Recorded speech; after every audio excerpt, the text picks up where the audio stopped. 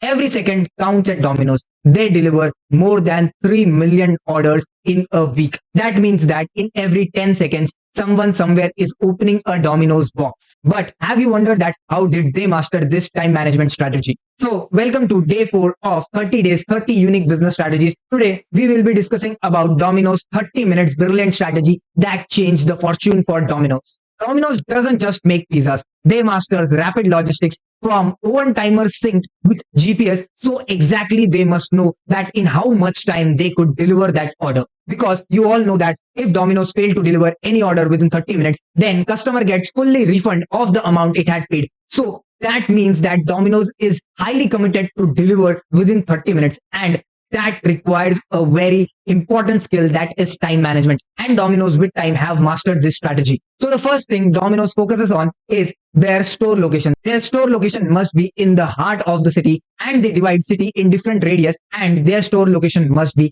at the center of the radius so that they can deliver any order within 30 minutes from that radius. And second is their process of making is so clear and so fixed with timings that they exactly know how much time it is going to take to make that order. So they bifurcate their order into two parts. First, their production process, and second, delivery process. And then they separately master each one of them. So that's why it is correctly said that